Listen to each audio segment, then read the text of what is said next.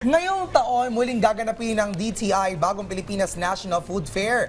Isang event na hindi lang food expo, kundi isang pagdiriwang ng kultura at tradisyon ng pagkain. Ito ay isang pagkakataon upang tuklasin ang mga natatang lasa ng Filipino cuisine at makilala ang mga lokal na negosyante sa likod ng kanilang mga produkto. At para magbigay ng higit pang impormasyon tungkol sa kaganapang ito, makakasama natin ngayong araw ang Assistant Director ng Bureau of Market Development, Promotions and OTOP na si Mr. Jericho Namoro. Gayon din ang isa sa mga executive dito na si Jessen Mark Makilan. Magandang umaga po at welcome sa Rise and Shine Pilipinas. Welcome. Magandang umaga rin po. Thank you for having us. Thank you for being with us this morning. Alright, so tell us more. Ano po ba ang layunin nitong 2025 National Food Fair? At anong tampok ng mga produkto at serbisyo na maaaring makita mga bisita natin sa event na ito? Assistant Director, go ahead. Simula naman nung nagumpisa ang National Food Fair in 2014 rather, isa lang naman yung layunin nito. Ito yung i-showcase natin yung iba't ibang food products coming from different regions of the Philippines. Bigyan natin sila ng tamang platform para makita sila at maka-access ng mas malawak na market para matulungan natin yung ating mga beneficiary, which is yung ating micro, small, medium enterprises. At ngayong taon, i-feature namin, maliban sa nakasanayan natin ng mga pasalubong products, magkakaroon din tayo dito ng mga bagong produkto. Yung tinatawag namin na level of products pagdating sa packaging and syempre that showcase innovation din. Katulad ng mga fresh produce, processed food products. At nakikita ninyo sa lamesa natin, meron na tayong mga sample dito. Natatakam na nga agad ako mainom na. Nakakauhaw nga eh. Oo.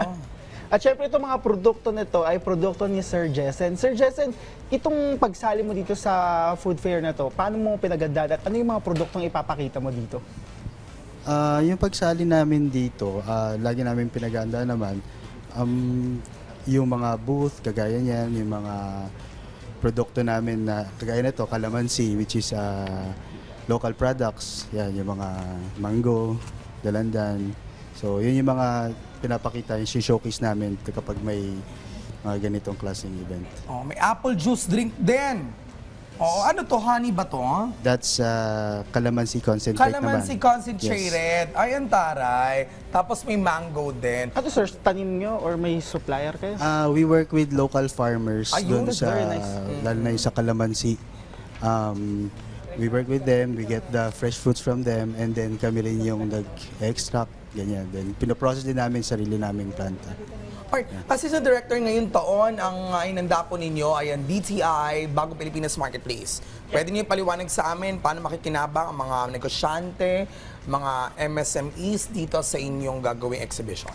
Isa sa mga aabangan ng ating mga shopper ngayong taon sa National Food Fair, yung pag-launch namin, officially launching of the DTI Bagong Pilipinas Marketplace, which ang kanyang pangunahing layunin ay gawing digital na yung nakasanayan nating B2B process or yung tinatawag nating business-to-business transaction natin, wherein i-involve namin, i-onboard namin mahigit kumulang 1,500 to 1,000 MSMEs sana during the event. Magkakaroon tayo dito ng isang booth wherein yung ating mga interesadong MSMEs na gustong sumali doon sa platform ay tutulungan namin mag-register. At sila, ang kanilang mga produkto will be showcase naman doon sa mismong platform. Kung nasan ka man sa Pilipinas at naghahanap ka ng, let's say sabihin natin, supplier ng kape, you can just type kape and then lahat ng suppliers na meron tayo nationwide will be shown doon sa platform. So when you mean B2B, business to business, so for instance, this is the exhibitor rather, then another business ang pwedeng makakuha sa kanya as a supplier. Exactly. Oh, okay. Wala nang middleman sir. Bulk transaction, kumbaga. At saka wala nang middleman dahil diretso na supplier Paano to supplier. consumers, B2C meron din? Pwede rin naman. Pero ang B2B talaga Pinaka- is more on bulk transactions Okay. ang ini-encourage. Yun. With that sir, nabukod din sa mga benepisyong nakuha, dito sa pagsali mo sa food fair, Sir Jess, ano yung mga opportunities at paano nakatulong yung DTI sa paglago ng negosyo mo? Marami po. Ayan, kung nakita nyo naman itong mga produkto namin dito. So, isa yan yung mismong So, design, ilan lang to sa mga products na meron kayo? Yes Marami po, pa. opo, yun. Dapat dinala mo dito, pinuno mo yung studio. Ay sir, kasama yung parang, di ba minsan kasi tinuturo yung packaging, Oh. yung itsura ng mismong branding. produkto. May training din po. Oo. ganyan. In fairness, May mga malaki tulong ng online DTI. seminars, gano'n. In fairness naman pala. Well, we wanna know also yung mga global food trends na tampok sa event na ito. Of course, they could help para sa integration ng B2B natin, para ito makatutulong sa ating mga SME para maging matagumpay yung ating pagsalo sa international market. Taon-taon, sir, binibigyan naman namin ng kumbaga stress yung Okay. mga tinatawag nating food trends, no, worldwide food trends. Katulad dito yung pag-showcase ng mga sustainable Alright.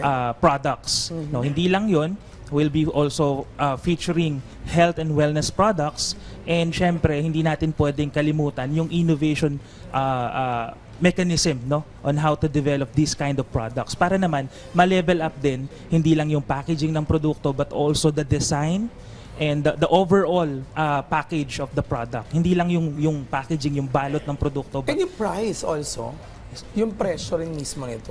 Presyo would be, syempre, as much as possible, yung pasok sa merkado.